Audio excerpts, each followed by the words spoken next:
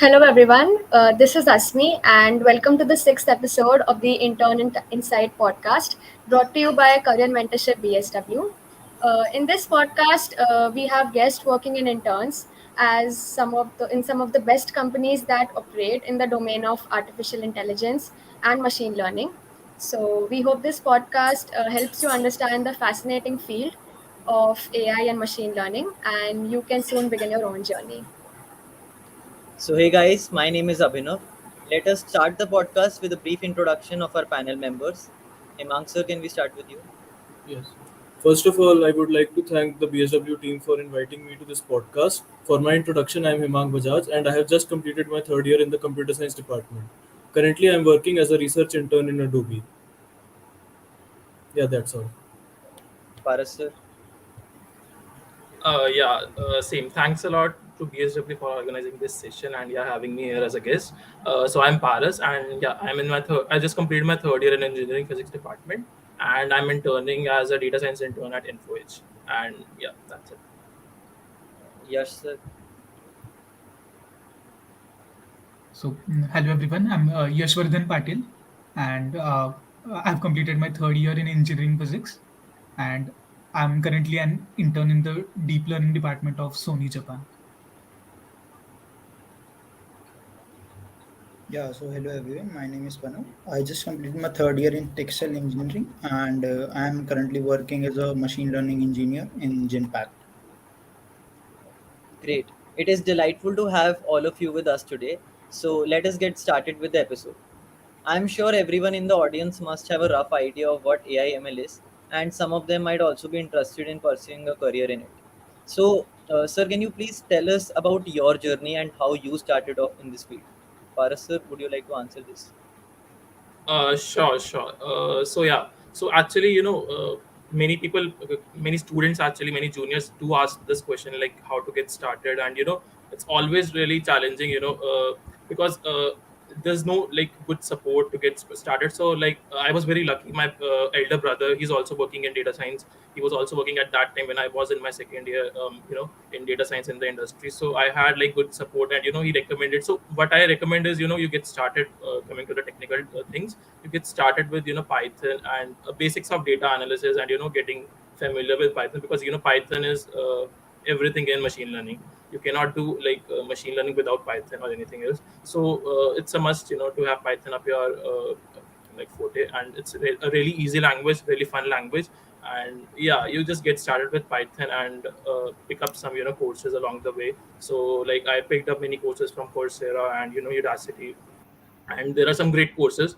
And like it's very easy to get lost in all the theory and the concepts in machine learning, because like it's endless, kind of endless, because every day there are new things coming up. And so but my motto was, when I was starting up, that whatever I learn, whatever I understand, whatever new machine learning model or technique I learn every day, I also apply it.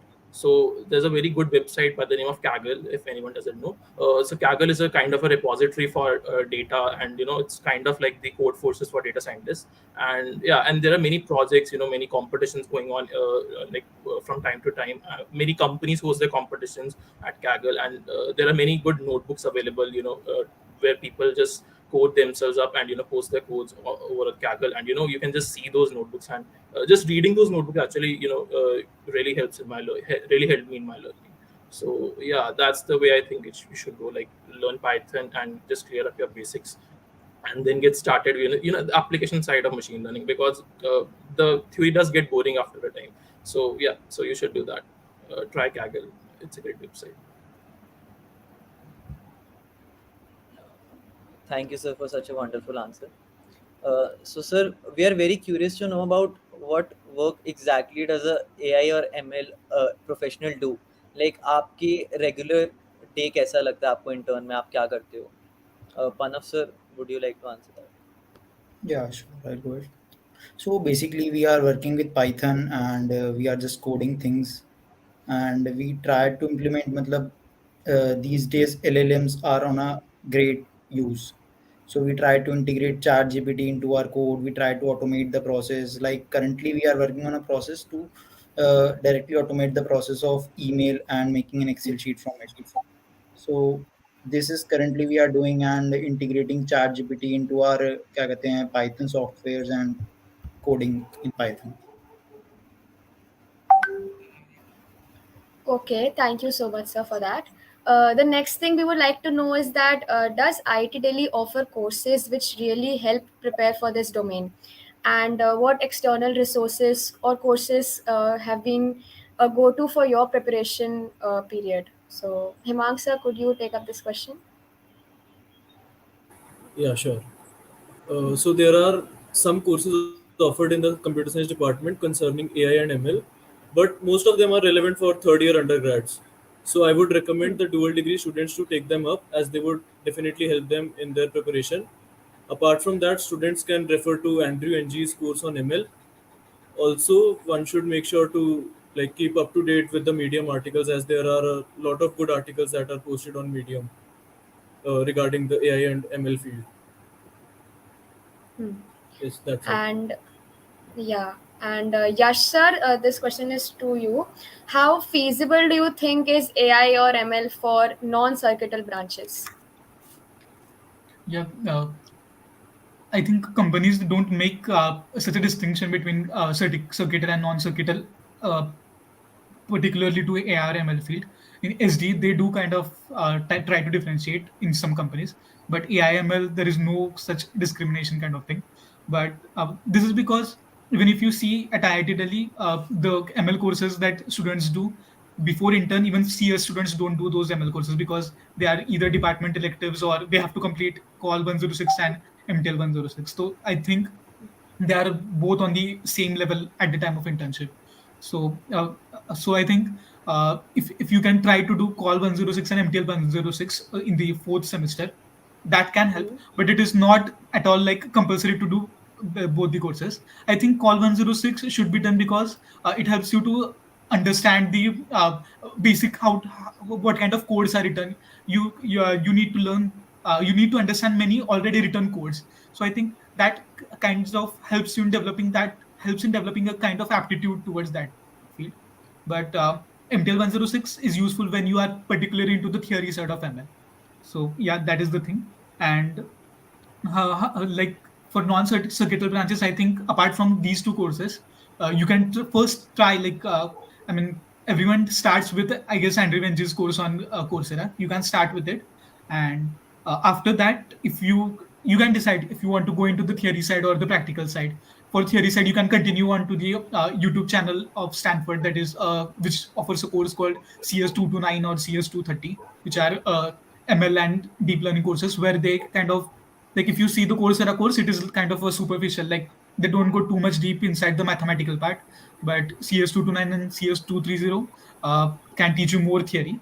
And next was that if you want to go to the practical side, I think projects are must. And uh, more than self projects, you should try to approach some professors, or you can uh, even start with some small startups, not expecting any stipend at the beginning, just for your experience. So I think these two projects and some interns in small startups can help for non-circuital branches. Okay. So I would like to add upon this मतलब मेरा भी ML में interest इसलिए बना. So I was going through a project of a friend. It was based on automatic ticket classification. So from there, I went to the YouTube channel of Stanford AI, as Yashvardhan mentioned, and then I started seeing the lectures of Andrew Ng, and there I got up my interest and then joined the Coursera courses. So down the line, if you continue doing some courses, you will gradually gather interest and pursue machine learning. Okay, Okay. great, sir. So, sir, Yash sir and Panav sir, both of you mentioned about projects, and हमने पुराने भी सारे podcast में सुना ही है कि it is beneficial to start with projects early on. तो sir आप लोगों ने कौन से प्रोजेक्ट्स पे काम किया था and when did you start? Paras sir, would you like to answer that? Sure. Yeah, like this is always a challenge. Even for me, when I was making my intern CV, I was thinking, projects. So like we haven't done, like I had done, but it is always a dilemma that this project might not be enough. Yeah, this project doesn't seem good. Yeah, does this count as a project? Even count as a project? Because self projects, whenever you do, they always feel like do they get a validation that they are good enough?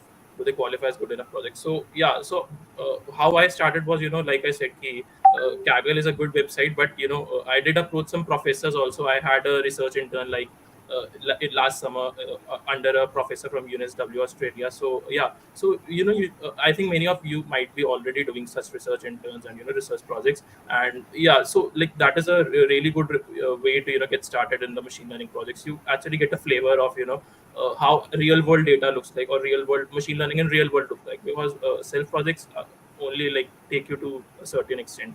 They only give you a flavor of machine learning. So yeah, so I started with working with him as a research intern last summer. And yeah, so it was a good project, and it gave me like good exposure in the deep learning and all that. Apart from that, if you don't get professors on board with you, then it is always good to explore websites online, and build some Kaggle projects. Like I said, Kaggle is a good website. And yeah, and there are like lots of data, like many even professors like take data from Kaggle, and it's a good website to get resources. Other than that, you can also include projects you make along the courses you do. Like I don't know if you guys would have taken any courses in IT Delhi as of now pertaining to machine learning, but like online courses, like Yashvardhan had also said earlier, CS, the Stanford course, it's a really good course. I had also like studied it earlier.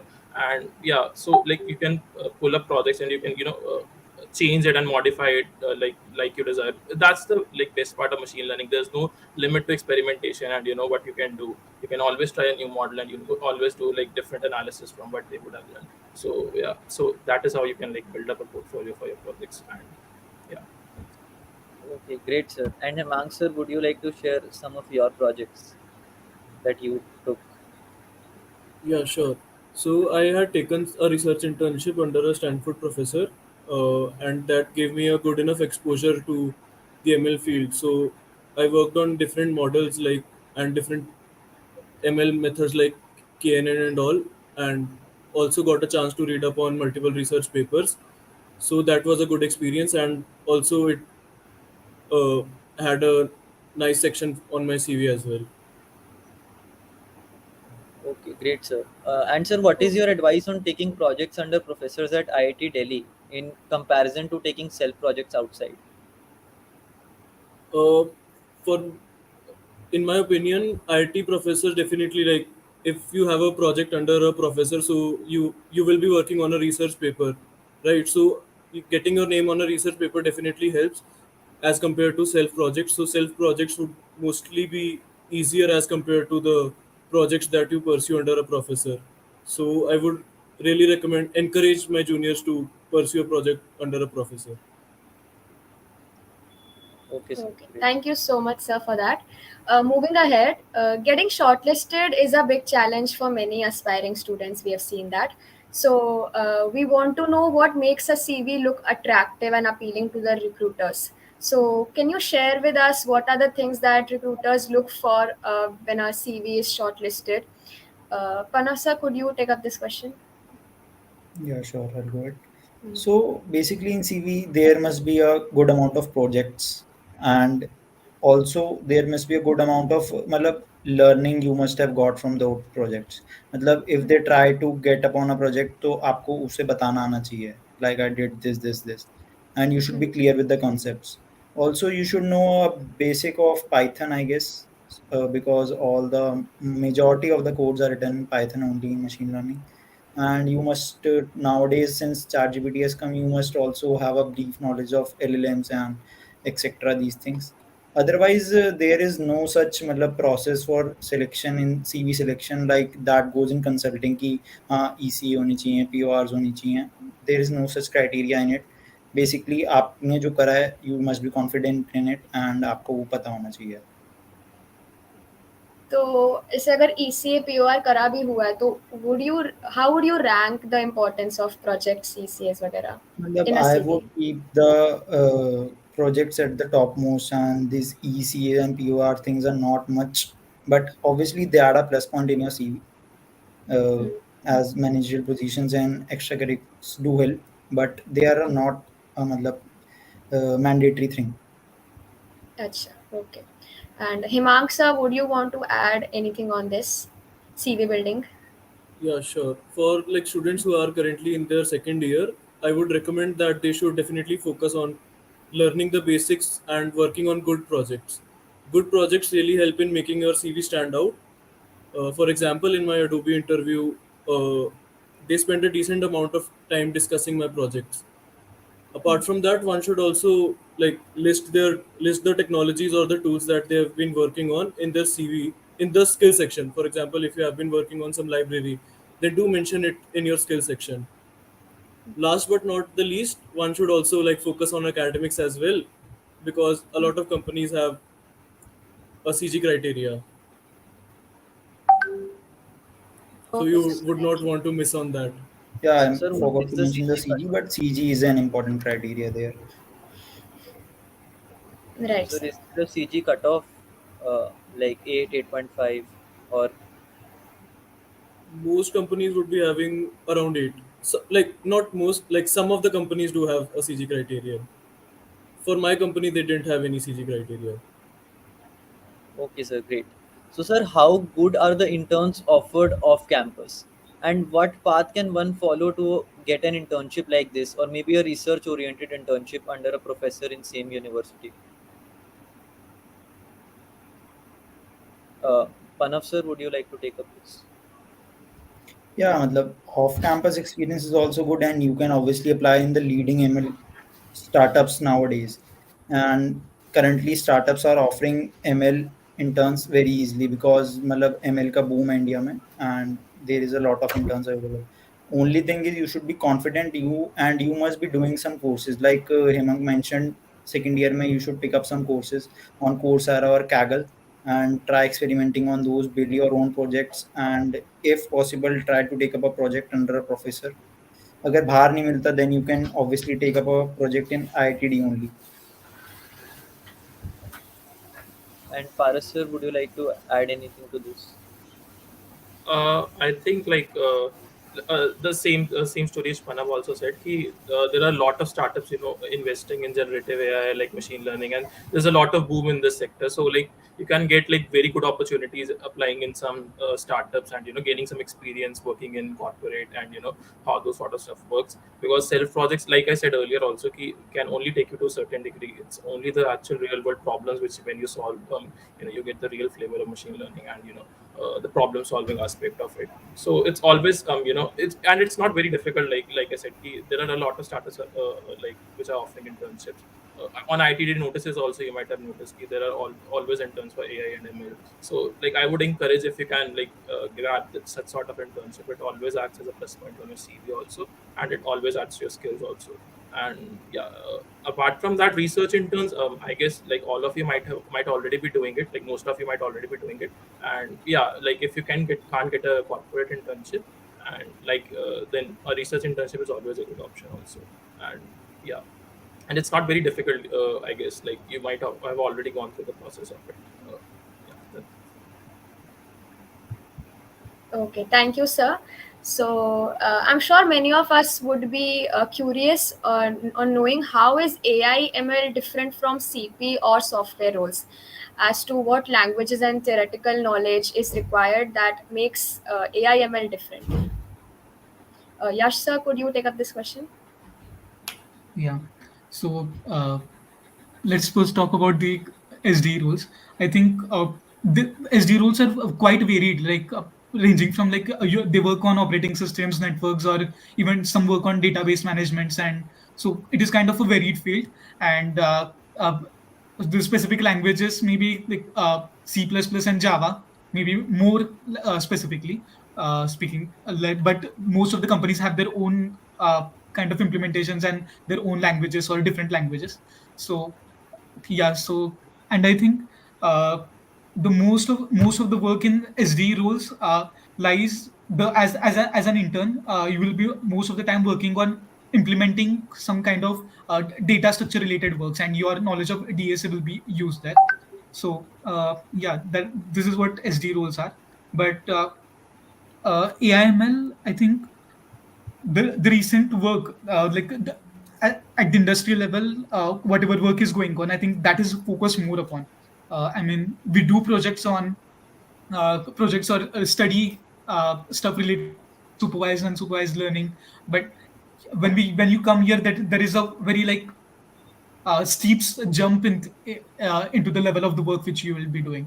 So nowadays LLMs are more popular, or even stable diffusion. Many of you have heard about it, the Dolly and all those stuff, the text to image generation stuff. So most of the industries are trying to revolve around these kind of works. And it starts like uh, you focus more on recent research papers, and the recent developments in the base models. Like there is already a base model which someone has prepared, and over and above it you try to develop or modify the models. uh, so that is what an or an ML engineer does. And apart from it, I guess. mm, yeah, so recently, what I am working on is like a stable diffusion stuff, and what I have to do is same like uh, I have to understand the previous code, and as the company requires, I have to change the code accordingly. And yeah, so I have to use my knowledge of all kind of coding knowledge and also ML related stuff. So it is kind of a mixture of both. Yeah. Okay. And And language in machine learning is like primarily Python. Most of the ML and AI related work is in Python, uh, because like Python is very simple and concise language. You don't have to write long codes, and the code becomes very concise. And also there are obviously many other benefits, like it is very flexible and consistent language. It like the integration and the cascading work of different softwares is very easy with the help of Python. So yeah, Python is more preferred. Panav sir, what extra did you learn in this domain? Uh, so basically, my work is currently focusing on ChatGPT integration. So currently, I'm going through the large language models. There are different types of like Da Vinci. He mentioned, Yashvardhan also mentioned. So my work is revolving around this only. And nowadays, I'm learning about LLMs more. So it is a great field to learn about and explore as much as you can. So this is a matlab, positive side of ML. You can work on your own and you can work according to your interest. It is not like SD. You have to code all day. You have to code a specific thing. It is not about that. Okay, thank you, sir. Okay, great, sir. So, sir, is there a intersection between those who go for software development and do competitive programming and uh, those who go for machine learning, AI? Panav, sir, would you like to continue? Yeah, matlab, there is not much intersection of both. They are a very different field, I would say. Matlab, CP is all about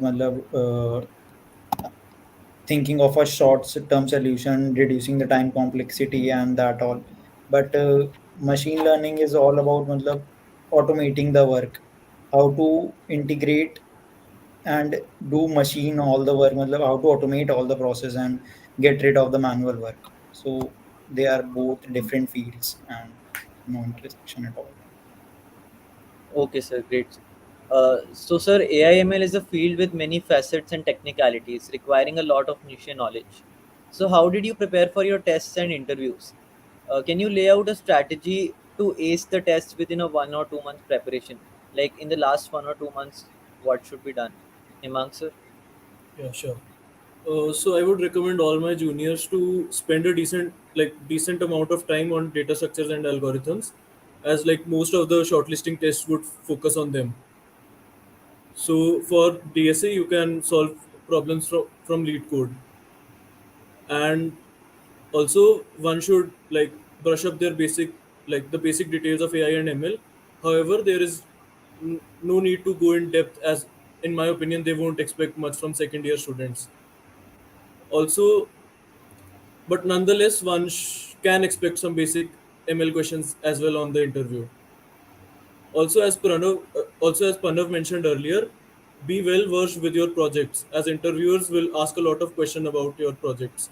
If you have worked on a model in some project, then make sure that you completely understand the technicalities and details.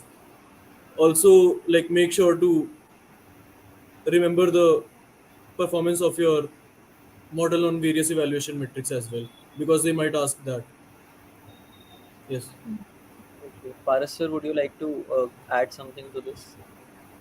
Sure. So actually, there's also one thing, like most of the ML companies also have some MCQs pertaining to probability and stats related stuff. So I would say ki, you should also try to just the basic probability based theorem and all that sort of stuff, which we have done in like high school, and which we also do in MTL 106 if you have done that. Just having that knowledge up is also always beneficial, and it also comes in some analytics side of test also, like the JP Morgan and those sorts of companies. So it's always good, to have probability and not the puzzles, the solving questions, the mathematical questions and probability and statistics, and yeah, and the basic ML questions would always, be a plus point, because of course you're applying in an ML field. Other than that, like DSA is a must. Like Hemank also said, you should always have DSA up your sleeve, and it's important. Like all companies always ask DSA, and there's always one or two questions. I would suggest ki if you're only focusing on machine learning or data analytics side of companies, then doing the easy and the medium on lead code would be more than sufficient. They usually do not ask like really hard questions in the test, and they are quite doable. You just need to have a basic understanding. Yeah. So, sir, I understand that it is important to concentrate on the basics and DSA and stuff. So, but are there any topics that are more important than the others, or topics that you would like to focus on in the last 1 or 2 months? Yes, sir, Uh, would you like to take it? Yeah. So I had given and not many tests related to ML companies, because I think there are very few ML companies and they come a bit later. But I think some analytics related companies I remember, and SD companies majorly focus on dynamic programming and graphs. So I think if you are now, not even 2 months, we have just 1 month left. So maybe you can focus more on dynamic programming and graphs. And now I think the companies that come earlier, the tests that happen earlier, I think more trend is like not inclined towards lead code. Like you will not, there will be like, it will be very beneficial to do those standard problems. But I think more of the companies are starting to turn towards CP kind of questions, like focusing more on code forces. But lead code stands still valid for interviews. But I think if you see previous questions from companies, they can be related more to lead code or interview bit. But I think last year I found most of the questions which you can relate to code forces or code shift, like CP level questions.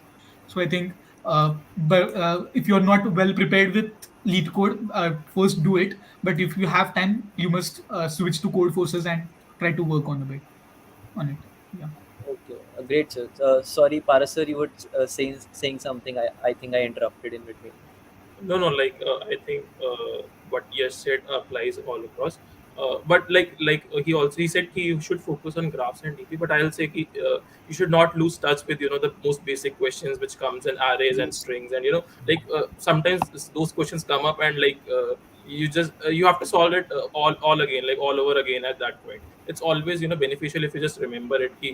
This is the question and this is the algorithm, because it's a game of the time. Like you have to save time as much as possible. It's just 1 hour for two questions and plus MCQs also.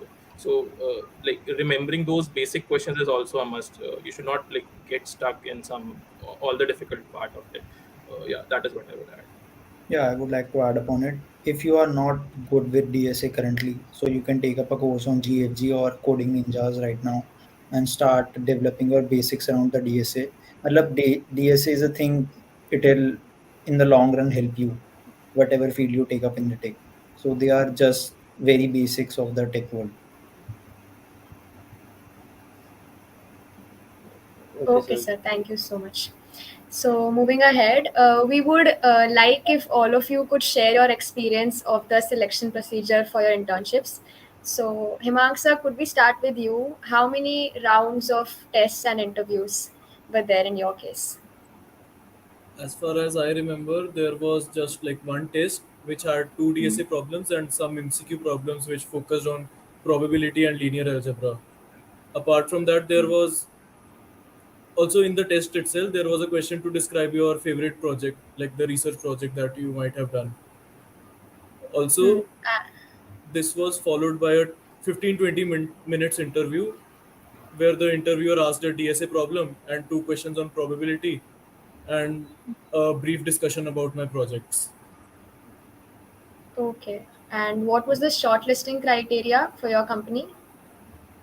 As far as I remember, there was no department or CG criteria. Everyone was welcome to take their test, and so I would encourage all of my juniors to apply for Adobe Research. Parasa, could you go next? Sure, sure, Uh, sure, sure. From what I remember, the company only had one round of written. I mean, the computer-based test, and it didn't have, surprisingly, it didn't have any DSA questions. It had like all the MCQs, which were from like ML, probability, and stats. So companies usually do not ask ML MCQs, but InfoEdge did have like ML-based questions also in the test. And yeah, and then the interview had around three rounds of there were three rounds of interviews, and like they were mostly focused. They started with the introduction, my introduction, and my description of some project which I liked. And yeah, they were completely tech rounds, so they did ask some questions around ML only. And yeah, they usually segregated the interview into three or four parts. In one, they asked the probability side of things and the math side of things. Then they asked classical machine learning. Then they asked deep learning, and then they moved on to the coding part. So that happened in the first two rounds, and the third round was more or less discussion with the VP or some higher level person. And yeah, it was a rather chill round. And the fourth one was an HR round. So it had four rounds. Yeah. okay. And did your company have any shortlisting criteria? No, no, no. Usually, I don't think machine like companies in the machine learning domain have any criteria. So this one Hmm. also, like, they shortlisted completely on the basis of test results, as per my knowledge, and yeah, and that was it. There was no branch criteria or CG criteria. Okay, nice. Panav sir, could you share your experience? Yeah, so I had an off-campus intern. So basically, there was no test, but my interview went for around 1.5 to 2 hours. So in the interview, they asked me some basic Python questions and some basic probability questions. And since my intern is more focused on LLMs, they obviously expected me to learn some LLMs, things around stuff around LLMs, and they asked me about Google Palm and other things. So I would suggest to you do some probability and stats question, and also if you are interested in machine learning, do take up Chat GPT softwares and research around them and research around LLMs. Hmm. So does an interview most of the times revolve around the internships or the projects that you've done, or do they ask something different also? Yeah, obviously they focus on the projects you have done. They ask questions around it, but since company is more focused on their work, so they ask things around that also. Like in my case, it was LLMs. Okay. Yashvardhan sir, could you go next? Yeah, so Sony had a two-round process. First round Hmm. was the essay. You have to submit an essay, and in that essay, there were two questions, I guess. First one, why do you like ML? And the second one was uh, any particular ML field or project you have done, and you have to write something related to it. What all you did, what all you learned. So what I think is mostly they shortlist for the first stage. The shortlist is based on the projects you have done. I think like maybe I'm wrong, but I think Sony needs people who have done more practical work than more theoretical work. Like what I feel, what kind of students they have had selected for after the first round. This is what I feel, but maybe I'm wrong. Yeah. Then for the second round, which was interview, it was for 30 minutes, and my entire interview for 30 minutes went on only one project, and it was actually an intern I had done in my second year summer. So it was based on large language models. So they asked me like every detail, like even from data generation to which libraries you used, which machine you used, and like the person who was taking an interview, he himself was working on this in the same field, so we had a very good discussion. And so because I had done that project and intern like very seriously, I think that benefited me the most. The second year intern I had done properly, so I think because of that, it had a good impression because I had a good amount of knowledge related to that intern, and I could tell all the details. So I think that helped a lot. Yeah. Yeah. So, and apart from this, I think Sony does not have any criteria related to CGPA or branch. But I think CGPA always remains a hidden factor, like in final decision step or something. So I would again urge that keep your CGPA up to date, like above 8 at least. You try to maintain for the second year students. Yeah. Okay. So all of you continuously keep emphasizing on the importance of the projects. So is the quantity of projects important, or if or the quality of projects is more important? And is there any specific criteria to decide if how one project is better than the other or more valued than the other? Yes, sir. Yeah. So I think quantity of projects does not matter. Many of the interviews they ask you that which project you think you have worked more on, and which project you have more knowledge on. And sometimes the interviews are take place that the interviewers have some expertise and they like that project or have curiosity what you have done in that project. So this is rare, but I think most of the times they ask you which is your best project, and you have to tell that by yourself. So I think having one project that you can mention on the CV which you have seriously done by yourself and have complete knowledge of it is very important, so that you have something to tell. And so I think focus on the quality of the projects, and if you want to mention more projects, rather mention some projects which you can which you have done which are not that great, but yeah, you can like answer all the questions related to it. But I think that is just to fill your CV space. But I think majorly in the interviews they will focus more on the top two projects or top one project. And yeah, so focus on the quality, it is very important. Okay, Hemank sir, do you want to add something to this? Yeah, so it is advisable to have 2 3 projects under your belt. So one of them should be very good, like a project which is a research internship or a project under a IT daily professor. So these projects really help your CV stand out. And apart from that, 2 or 3 more projects which are like more like individual projects or course projects. Yeah. Okay, great, sir. So, as our podcast is about to come to an end, we would like to know how is your work-life balance during your internship? Like, how much do you devote your time to work in a day? Is it too hectic or too fun, or how is your work experience in general at your company? Hemang sir, can we start with you? Yeah. So since Adobe is a product based company, so my work life balance is pretty chilled out. Like I work around 4 or 5 hours maybe, and also they offer a lot of facilities like gym and sports, so I spend some time there as well. And regarding my work experience, uh, like I get, since my role is a research role, so I get to know a lot about what is happening in the industry research fields, like what all companies are working on and what new technologies like people are developing. So it has been fun up till now.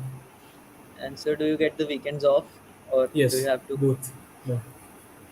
Okay, great, sir. Paras sir, would you please share your experience? Sure. So I'll just start off, what work I'm doing. So I'm also working on, like everyone is saying, LLMs. And yeah, so my task is, pre-training LLMs from scratch, essentially a GPT like creating a GPT like model on limited hardware.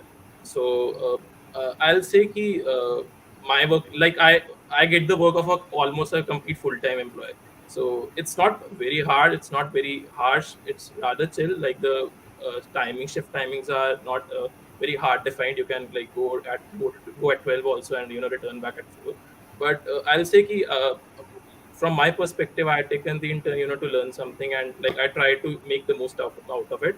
And yeah, and I like to, I'll say ki, it's not, the company is not for it. I'll say there are a lot of learning opportunities in the company, and yeah, so I'm getting a good experience, learning about generative AI and LLMs in general.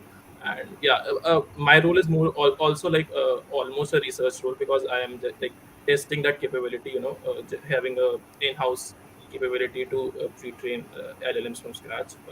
yeah, so like it's going great, and like I'm having a wonderful time learning about the all these models and that sort of stuff. And yeah, I get the weekends off too. Great, sir. Uh, Panav sir, would you like to share your experience? Yeah, sure. So work-life balance is almost chill, I guess, in the ML companies because there is a bit of research work and there is a bit of application work. And so the research work is almost a fun part to doing. So it's not very hectic around there. And you obviously get to explore your interest and you can always pursue the things which you like.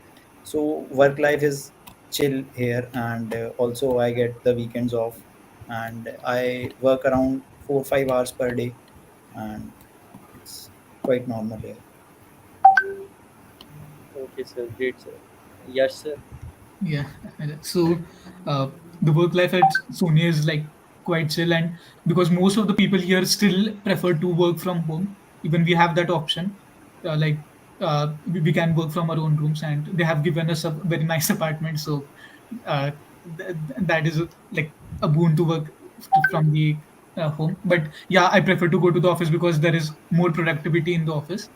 And uh, regarding the work, uh, at first, it was like I was left in the middle of the ocean, and they had asked me to come out on the shore. So it was very difficult for me to understand because it was completely new to me. In my second year intern, I had worked on like a pre-training language models, and now which was related to like NLP stuff, you can say. But now I have to work on the text to image generation part, the stable diffusion part, and generative AI basically.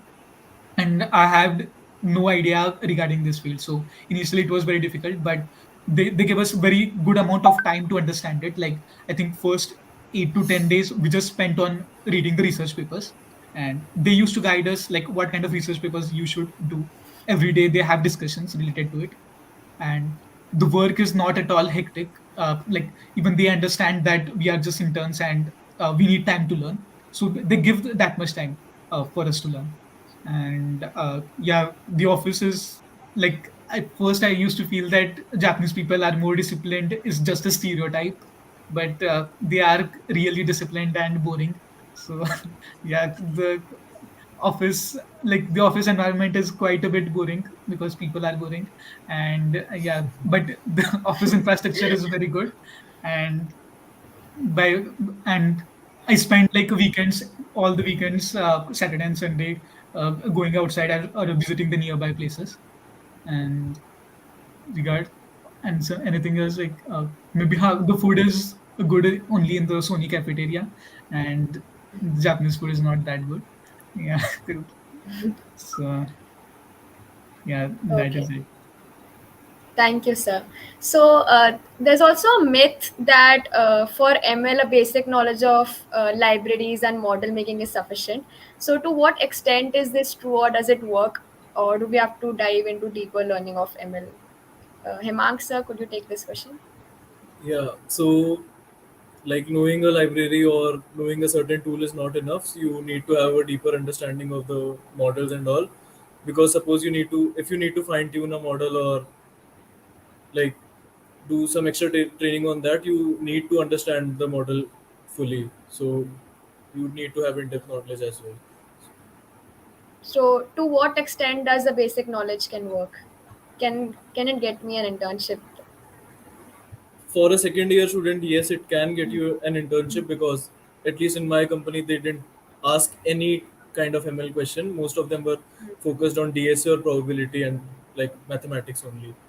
So you can get an internship, but for working you need to have some basic knowledge, like some knowledge of the model that you have been working on. So that can be learned along the internship as well. Hmm. Okay, great, sir.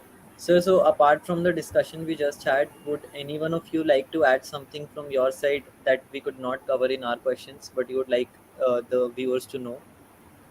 Hemang, sir, starting with you. Not much, I guess most of the points were covered. Okay, great, sir. Paras, sir, would you like to add something? I think like that said, I'll just add one thing. Machine learning does seem, a really new territory when you start up, and it seems difficult, it seems complicated, it seems mathematical heavy, but it's nothing like that, and like it's quite easy. You just have to proceed in the right direction, and people do in the industry do understand this. And like whenever you join for an internship, like my company asked ML questions, but usually I remember from my experience also that companies do not expect the questions for the machine learning, and they expect you to learn along the way. So I'll say ki you should always explore this, and it's a good area to work in, and it's really booming in India and across the world actually. So like it's a good thing to explore if you're interested in tech. Okay, sir. Great, sir. Panav, sir, would you like to add something? Yeah, I completely agree with Paras. Machine learning seems to be a new field, and since it's growing, it's basically starting right now in India. So it seems to be difficult, but yes, if you have interest, you can figure it out things easily. And also, I would like to encourage the juniors to apply in the recent AI generative and startups around AI and ML. They offer a great deal of learning, getting experience, and getting to know about the AI ML world. Okay, great, sir. And Yash, sir, what about you? Yeah, pretty much the same points, but I think don't be afraid of starting ML, and because companies don't expect too much from you at this level. And one more thing which I would like to say is that rather than just doing the courses of ML, like online courses of ML, I think you must. It will seem very boring, but if you start working on some industry level projects or theory related projects, you will find that it is very interesting, and especially try to be updated with the recent stuff, because ML is a very vast field. You cannot catch up all the things at once. You have to stick to a particular thing, and like it is like focusing on the center and then uh, going around it. You pick a point and start digging around it. So that is how you should go on. So I think start with a project, or maybe an intern is also a good option. Maybe in startups you can like join an unpaid intern, but yeah, you must start with some practical work, then you can understand the applications of theory and how interesting it is. Yeah. And one more suggestion is that do focus on DSA, because there are not many ML related companies that come to the campus as compared to SDE roles. So I think it is important to be on a safer side, to be well versed with DSA. Yeah. Okay, great, sir. Thank you so much, all of you, for answering all the questions so wonderfully. So, just before we say off, would any one of you want to share any fun experience like Yash, sir, shared not liking Japanese food and finding Japanese people very boring? Hemank, sir, do you have any such Yeah. experience? So when it was our first day in office, so actually our orientation and all was on the 10th floor. So after lunch in office, we decided to climb all the 10 floors by stairs. So that was a fun experience. Okay, great, sir. Paras, sir, do you have any such experience that you would like to share? I guess I have Indian people around me, so like it's pretty boring too. No, it's all good. Like it's a really fun office, and all the people are really helpful. And yeah, I can't recall anything much. Great, sir. And Panav, sir, what about you? Yeah, in first of my meetings, there was a client. Our client is in Romania, so it was very difficult to understand their accent of English. So it was quite challenging for me. So, sir, I, are you I now said comfortable? I said Japanese people are boring, but they're very nice people. Like they'll help you at every point of time. Like yeah, I would like to share one experience that like they're very apologetic. So like they use mostly chopsticks to eat. But we had gone to one restaurant, and that lady didn't have a spoon or fork. So I asked for it, and she said we have only chopsticks. So she said sorry for a long time, and मुझे जितना बुरा नहीं लगा उतना उन्हें बुरा लग रहा था कि they could not provide me fork. And yeah, they will help you at every point of time. And Japan is a very safe city. Like uh, the hotel in which we were living for in the beginning, it didn't have any security guard. And yeah, there are cameras, but yeah, they trust people a lot. And yeah. That's amazing. So it was wonderful to have you all with us today. Uh, and I think now we all will sign off. Thank you so much for all the information. Thank you so much, sir, for your valuable time. Yeah, thanks a Thank lot to you. you guys Thank you also very for much. such a wonderful session.